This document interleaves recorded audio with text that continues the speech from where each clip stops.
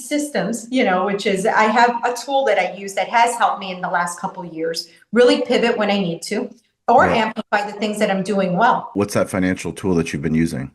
KitchenSync with a Okay. Y at With the a end. Y. Yeah. Yeah, not an Yeah. actual physical kitchen sink.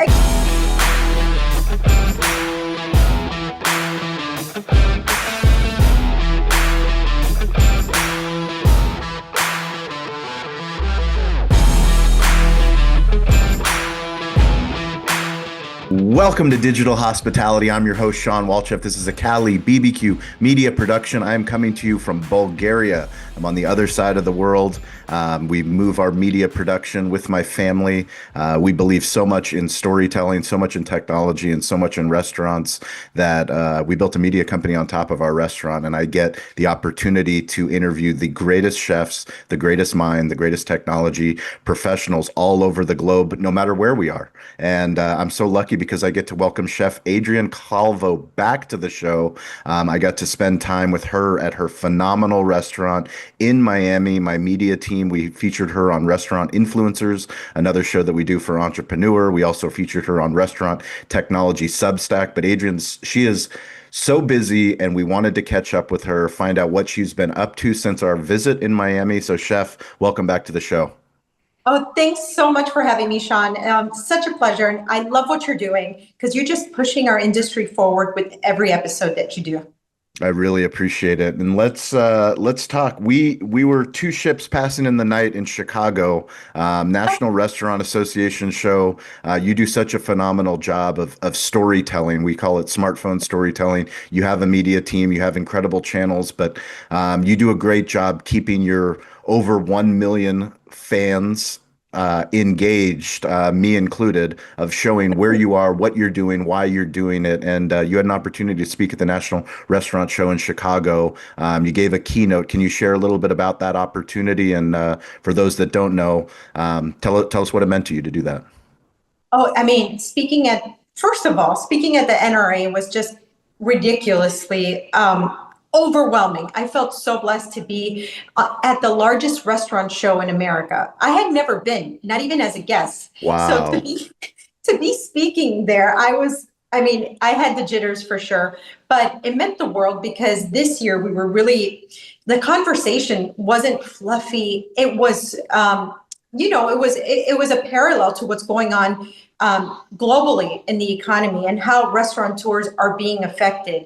And I think it goes across the board in many businesses, but I think no one's been affected as much as we have in the restaurant industry. And I spoke a lot to that.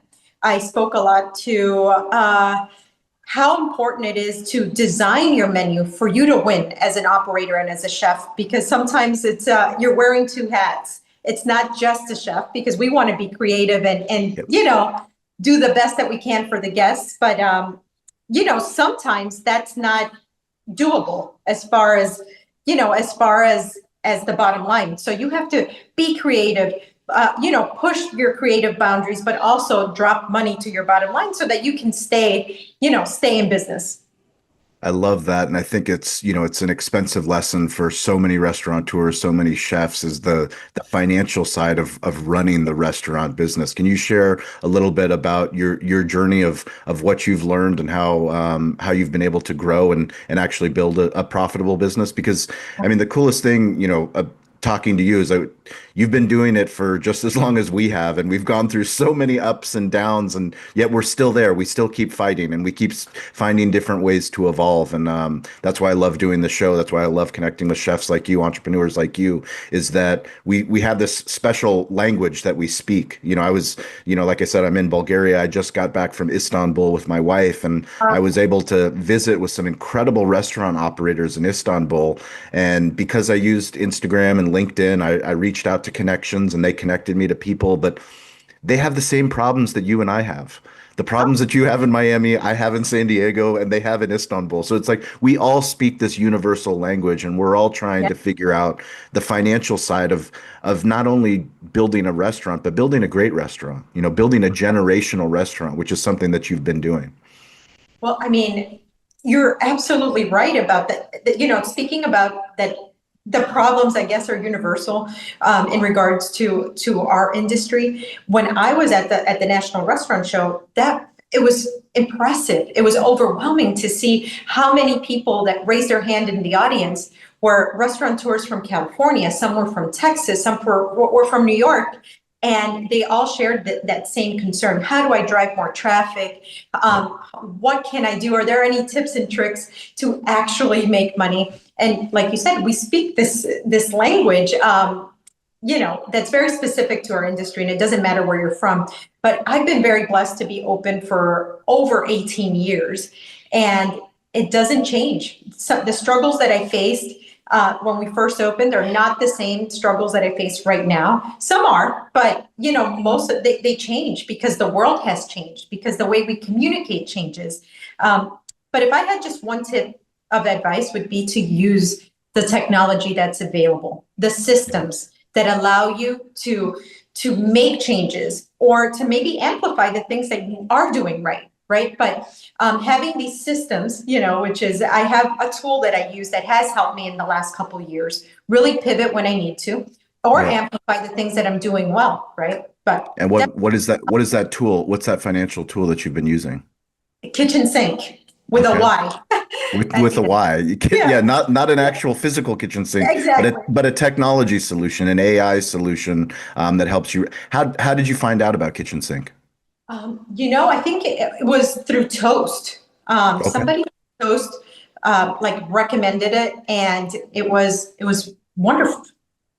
Isn't it amazing that, the financial I mean, I remember in the beginning in 2008 and 2009 when we were trying to figure out the financial side of running a restaurant and how do you get a profit and loss statement. And by the time we got inventory to our accountant, who wasn't an actual restaurant accountant, I mean, how far we've come with Yeah. technology that can actually give us proper financials. Can you share a little bit about what does Kitchen Sink provide for you and your team that help you run a Well, better restaurant?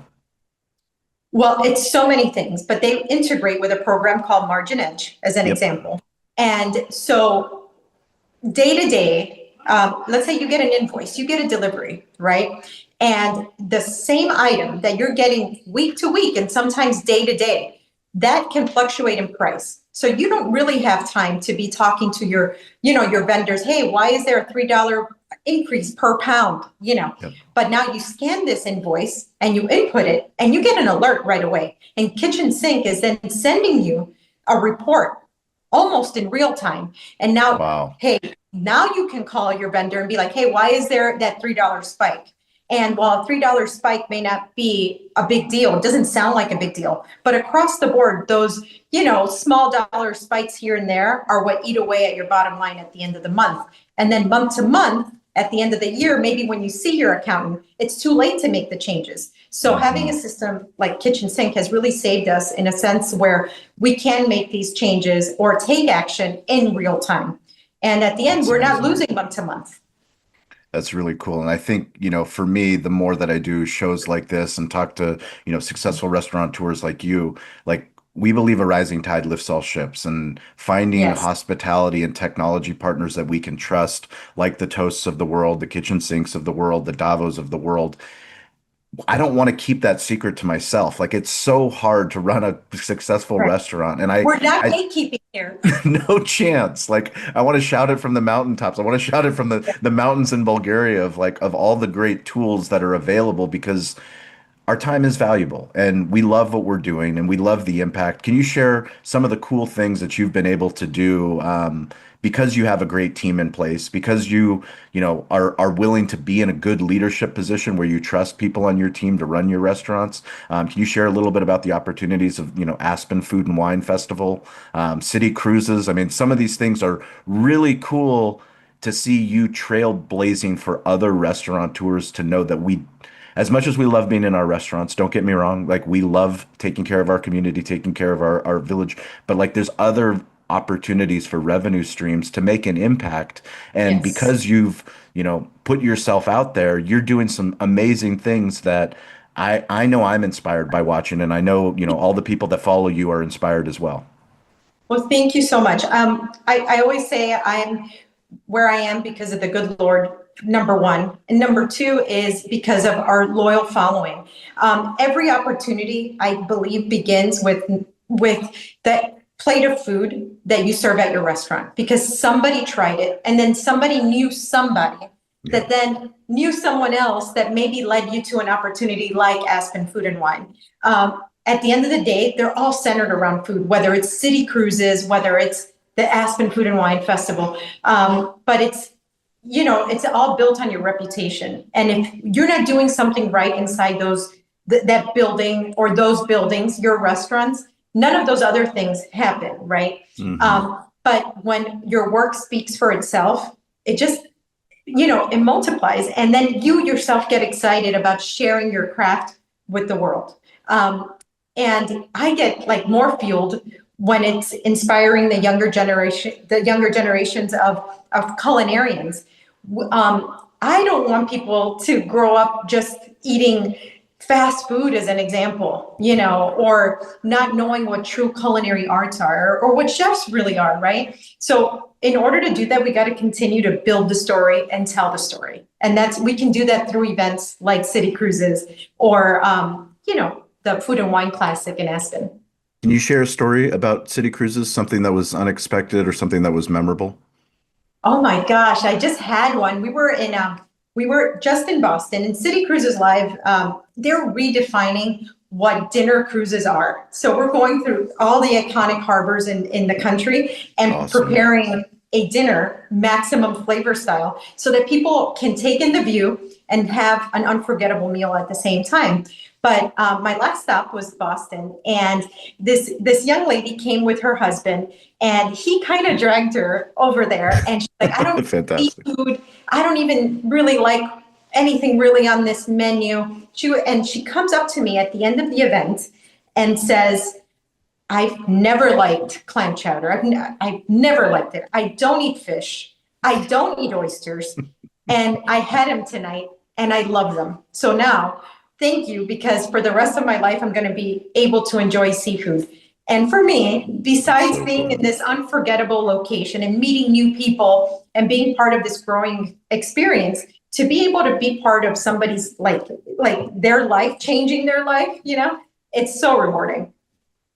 Can you share a little bit for the restaurateur that's out there that sees, you working with these really incredible brands? What have you learned about brand partnerships? Brand partnerships are so pivotal. They're so important because it's almost like this, I don't want to say a handshake, but if you can think of like you're climbing a mountain, right? But then a brand partnership is that hand that you kind of grab and picks you up to that next level. There's something wonderful that happens when there's brand synergy. When your brand aligns with another brand, and these partnerships just amplify your message, it amplifies their message as well. But when they're a brand partnership, like let's say, I could talk ad nauseum about KitchenSync as an example. Yep. That's something that, if, like you said, if I could shout it from the mountaintops, if I could tell every restaurateur before they buy a new stove, make sure that you have KitchenSync. Before you buy your first mixer, get KitchenSync. And again, they're not paying me to say this. It's just because it will save you a whole lot of headache, and it will drop money into your bottom line. It will make you money. It's amazing. Yeah. And I think, that's what's inspiring for me. And that's why I keep doing the work that we do, no matter where we are in the world, is that I think we're still early, as restaurateurs. We have 140,000 people are on Toast, just for an example. That's 140,000 restaurants. There are 10 million. I believe I asked ChatGPT how many restaurants are globally in the world. There's 10 million restaurants. And can you imagine how many restaurants struggle with just simple things like not having a kitchen display screen in their kitchen? Like, we're still very, very early with where technology is and how much we can, restaurateurs can be helped to do greater work, right? To make a bigger impact. And to see how it's all tied, there's a peace of mind. I can be at an event in Aspen or in Boston because I am seeing what's going on in my phone through Toast. Yeah. Well, Toast now allows you to see in real time. I can see my SPLH. I can see what's being voided or discounted. I can see the exact P mix of what's being sold at Yep. whatever time. So having systems like that allow you to expand your brand and to allow you to take that next step instead of just being like psychotically having to be inside the four walls of your restaurant. I love it. What's next? We have a half of 2025 still on the docket. What Oh, big well, plans do you have? I have an exciting announcement that I cannot reveal yet, but Not yet. not yet, but it is a national announcement, and I'm very excited to be part Wow. of this company. And we're just bringing maximum flavor even bigger. And I have a couple of travel opportunities where I will be announcing later this week, but I can't announce it just yet. But later Okay. this week, and it's the same thing of where we are expanding the world of maximum flavor and the maximum flavor experience, beyond Miami. When can we expect more YouTube travel content? I think early 2026, we're going to start that again. Fantastic. And more podcast content? Yes, exactly. Good. 2026 will be all about searching for maximum flavor again. That's fantastic. Well, Chef Adrianne, you're one of my favorite storytellers, favorite entrepreneurs on earth. Thank you so much for the time. I can't wait to share this episode, all the episodes, but please go visit Chef Adrianne. Follow her on all the socials. We'll put links in there, but definitely go see her in person at her restaurants. Your team is amazing. Your food is amazing. And we're just honored to be able to keep having conversations. Thank you so much. God bless. Thank you. Thank you for watching. Thank you for listening. If you've made it this long, you are part of the community. You're part of the tribe. We can't do this alone. We started, no one was listening. Now we have a community of digital hospitality leaders all over the globe. Please check out our new series called Restaurant Technology Substack. It's a Substack newsletter. It's free. It's some of our deep work on the best technology for restaurants. Also, go to YouTube and subscribe to Cali Barbecue Media. Cali BBQ Media on YouTube. We've been putting out a lot of new original content. Hopefully you guys like that content. If you want to work with us, go to betheshow.media. We show up all over the United States, some international countries. We would love to work with you and your growing brand on digital storytelling. You can reach out to me anytime at Sean P. Welchef on Instagram. I'm weirdly available. Stay curious, get involved, and don't be afraid to ask for help. We'll catch you next episode.